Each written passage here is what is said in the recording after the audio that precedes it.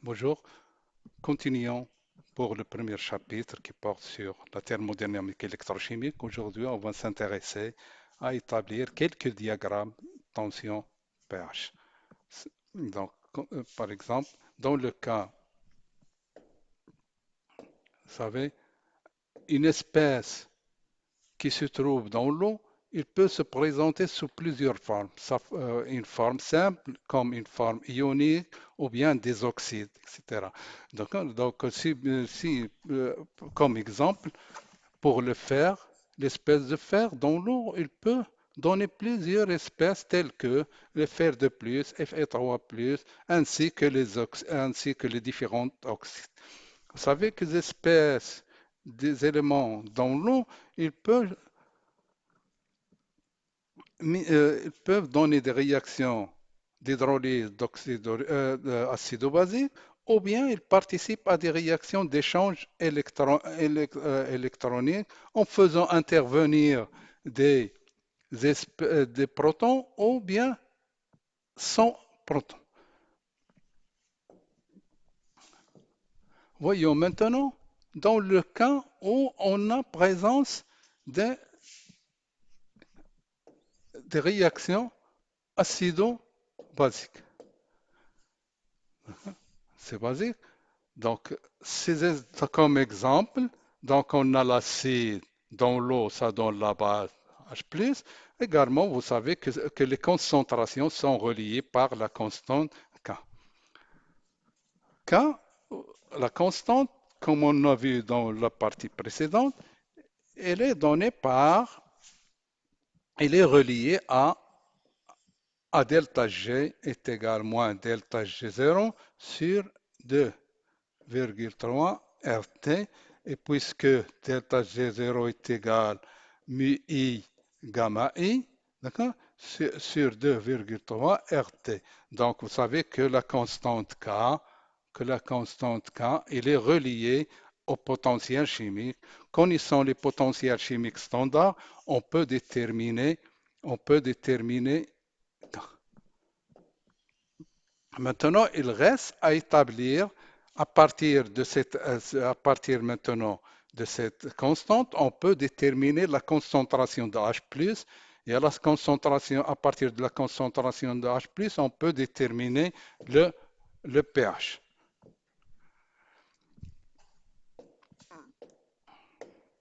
Voilà, K est égal, il est donné par en fonction des potentiels chimiques. Le pH de passage d'une forme acide à la base, il est donné par l'expression. Donc, vous faites K, à partir de K, vous déterminez la concentration de H+, l'expression de la concentration de H+, et moins log de H+, ça vous mène à cette expression. C'est le passage d'un acide à une base. C'est le passage. Maintenant, il faut déterminer les concentrations de l'acide et de la base. Dans le cas, il y a plusieurs cas qui peuvent se présenter.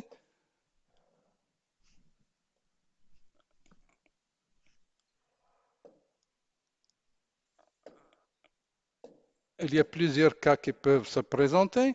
Dans le cas où l'acide et la base sont les deux sont solubles. Dans ce cas-là,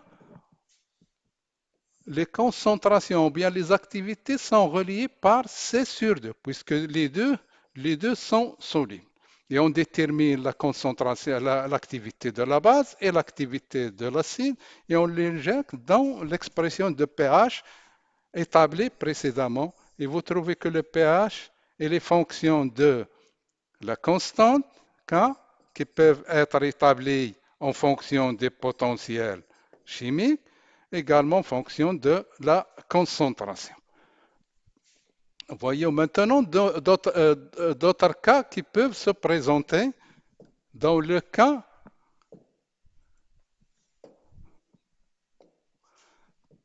dans le cas où l'une des formes,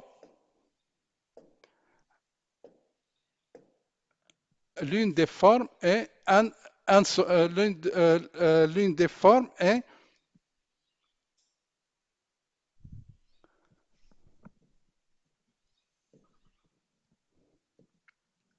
Maintenant, voyons que l'une des formes est une seule forme qui est soluble, c'est-à-dire on n'a pris que la base, la base est insoluble, insoluble, c'est-à-dire l'activité est égale à 1. Donc l'acide, la concentration de l'acide, ça se réduit à 16 sur bêta. Et on remplace de la même façon dans l'expression de pH, on remplace l'activité de l'acide et cela, ça vous mène à un pH qui s'appelle le pH de précipitation ou bien d'équi-activité. Voyons maintenant qu'est-ce que se passe dans le cas, dans le cas,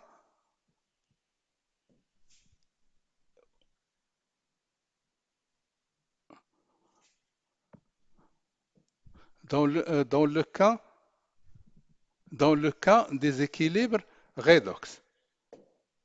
Dans le cas des équilibres redox, on a pris comme exemple une réaction électrochimique qui fait intervenir des protons. La tension de ce système il est donné par l'équation de Nernst.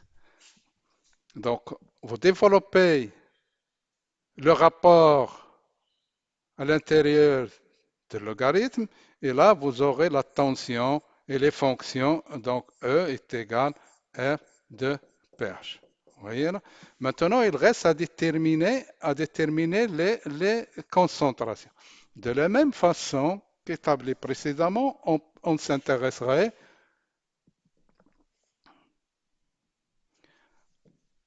on s'intéressait également de la même façon dans le cas où les deux formes sont dissoutes ou bien solubles, c'est-à-dire les activités sont reliées entre elles par C sur 2. Et vous remplacez dans l'équation de Nernst et cela vous mène à une tension qui est fonction de pH et fonction de la concentration. Alors, ça s'appelle, c'est la tension d'équiactivité. Donc sa valeur, elle dépend de C, sauf dans le cas où alpha est égal à bêta.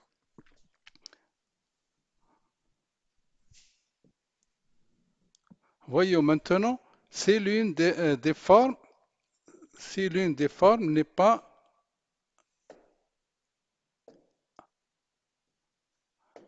si l'une des formes est solide.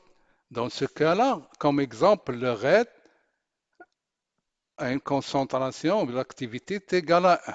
Dans ce cas-là, la concentration de l'oxyde, ça se réduit à C sur bêta. Et on remplace également de la même façon dans l'équation de Nernst et vous aurez la tension et les fonctions de pH et de C. Et cette tension, c'est la tension d'équiactivité.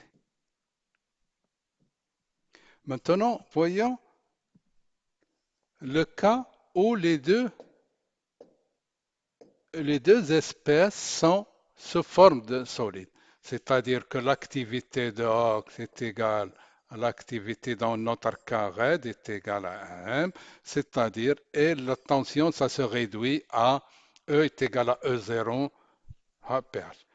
Donc, si dans le cas où l'ox ou bien le RED sont des formes gazeuses, dans ce cas-là, on s'intéresse à la fugacité est égale à voyons maintenant le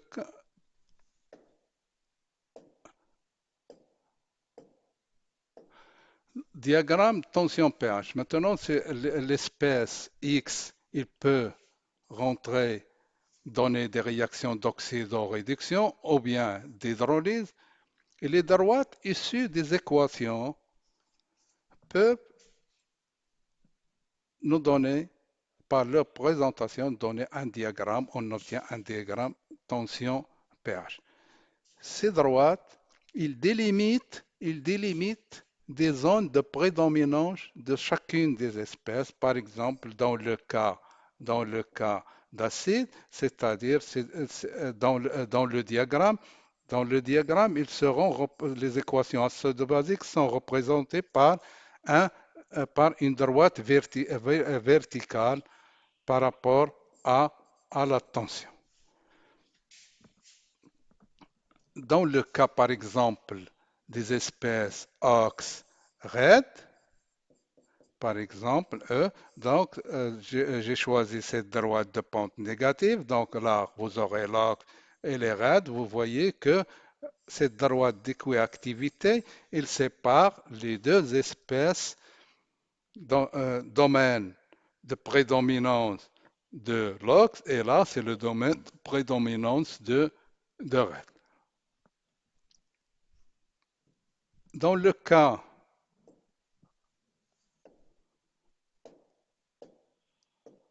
dans le cas d'une réaction électrochimique simple, vous voyez que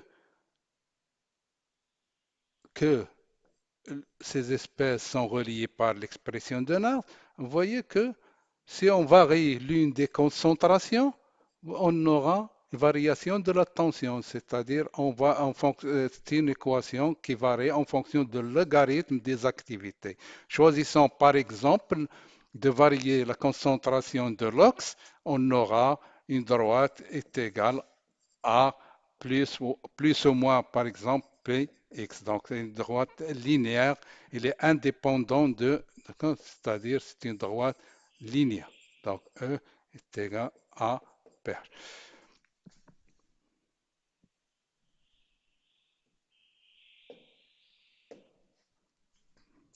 Dans le cas, voyons maintenant le cas d'une réaction qui fait intervenir, qui,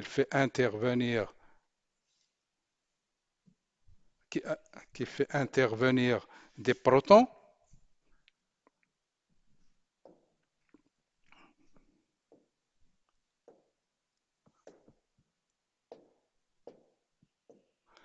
Donc, qui fait intervenir des protons, c'est-à-dire que les espèces H+, ils sont actives, et on a établi tout à l'heure que l'équation, la tension et les données et les fonctions de pH. Donc, la représentation E en fonction de pH, ça nous permet d'établir le diagramme de Bourbet.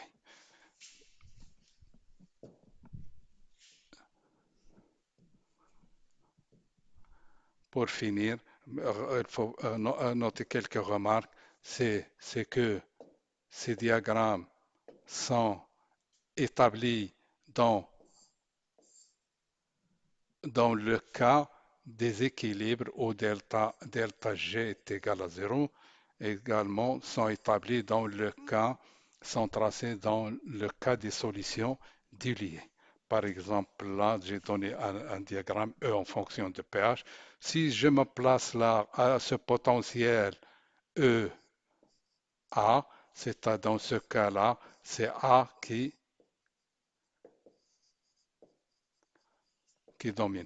Dans le cas où je me place à EP, c'est P qui est dominant. C'est le qui domine, c'est-à-dire là, c'est le domaine de prédominance de A, et là, dans cette zone, c'est le domaine de prédominance de P.